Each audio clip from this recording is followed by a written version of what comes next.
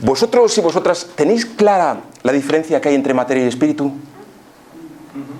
Es una pregunta con trampa, ¿eh? No la respondáis muy rápidamente porque hasta... Vamos, yo no llevo mucho tiempo aquí, llevo pues unos años, pero es una pregunta difícil. Difícil primero, porque los propios científicos no se ponen de acuerdo en dar una definición de materia. Con lo cual, y si los científicos son los que tienen que hablar y estudiar sobre la materia y no se ponen de acuerdo, pues mal empezamos. Y luego porque según qué escuela espiritual tú te muevas, te van a dar una definición de espíritu u otra. Entonces, no es un tema sencillo, ¿eh? Hasta el siglo XIX, más o menos, parece que la cosa estaba clara, porque se decía que era materia aquello que se podía captar con los sentidos corporales, la vista, el oído, el olfato, etc. Es decir, tú ves las piedras esas y dices, ah, las veo, pues ya está, materia. Ahí no tienes ninguna duda de que eso es materia y no es espíritu, ¿no? Pero esa idea, a medida que fue evolucionando la propia ciencia, empezó a quedar un poco en entredicho. Primero, los gases, el gas butano, por ejemplo, no se ve. Si se huele es porque le han inyectado un producto, pero en sí el gas es inoloro. Y sin embargo a nadie se le ocurriría decir que el gas es algo espiritual. No, el gas es algo material, pero no se ve.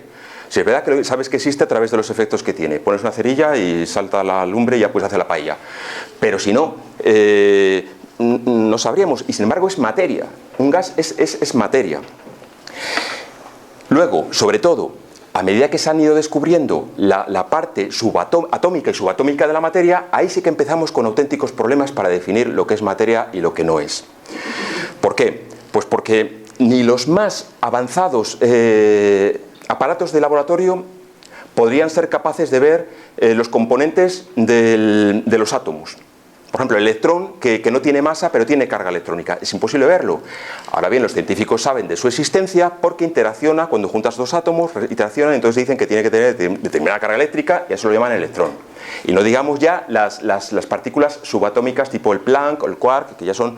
Bueno, es decir, entonces, ¿eso qué es? ¿Materia o espíritu? Pues es bastante complicado, ¿no?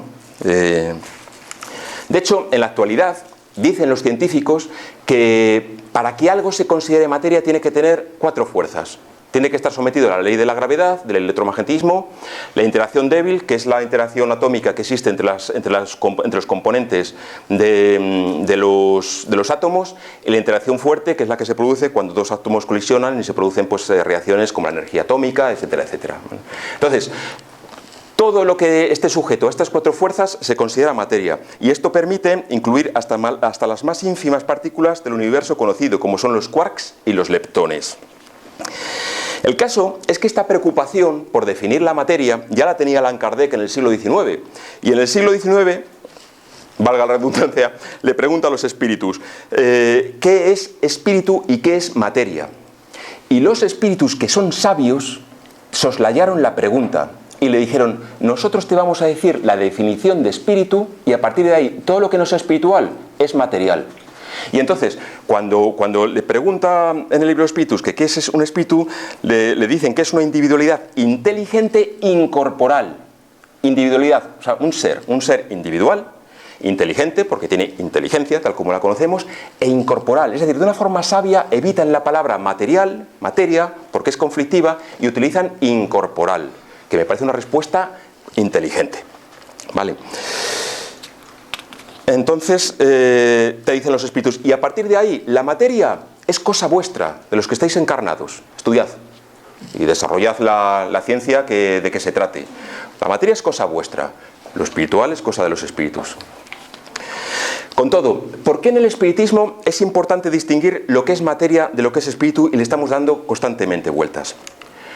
Pues mirad, se me ocurre, entre otras razones, abundan por ahí muchos programas de radio, podcast, vídeos de YouTube, etcétera, donde se vierte la opinión de que los espíritus son como nosotros, un conjunto de moléculas, pero menos pegadas, menos interaccionadas. Por ejemplo, mis moléculas están muy interaccionadas, de tal modo que si intento pasar la pared, me estampano. Si queréis hago la prueba. Dicen, no, los espíritus son moléculas, pero que al no estar tan pegadas, tan interaccionadas, pues pueden atravesar paredes, pueden volar, pueden viajar, etcétera, etcétera. Y cuidado porque desde mi punto de vista esa opinión está equivocada. De hecho, es materialismo. Es considerar que todo es materia, no consideran una dimensión distinta que es la dimensión espiritual. De hecho, os encontraréis por ahí pues, muchísimos grupos de investigación paranormal o cazafantasmas que dicen los ingleses, etcétera. Ojo, con todos mis respetos, porque están buscando un mundo que no se conoce, y hacen sus indagaciones. Con todos mis respetos. Pero sostienen que si te vas a un hospital abandonado por la noche, con una serie de aparatos pues más o menos complicados, puedes capturar pues una interacción electromagnética para descubrir un fantasma, un espíritu, etc. Cosa que yo tampoco entiendo, por qué te tienes que ir a un hospital abandonado y por la noche, porque pues, no sé, pues puedes ir a plena luz del día y a un hospital que no esté abandonado. Es decir, bueno, vamos, no lo entiendo, pero es así, y eso está en todas las películas de televisión y que hablen sobre este tema.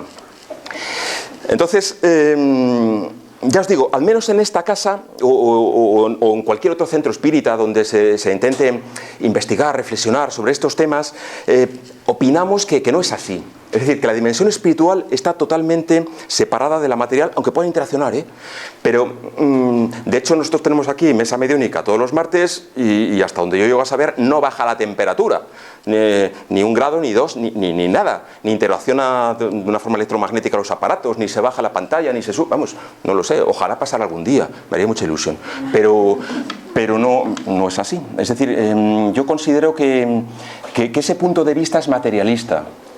Respetable, pero es materialista.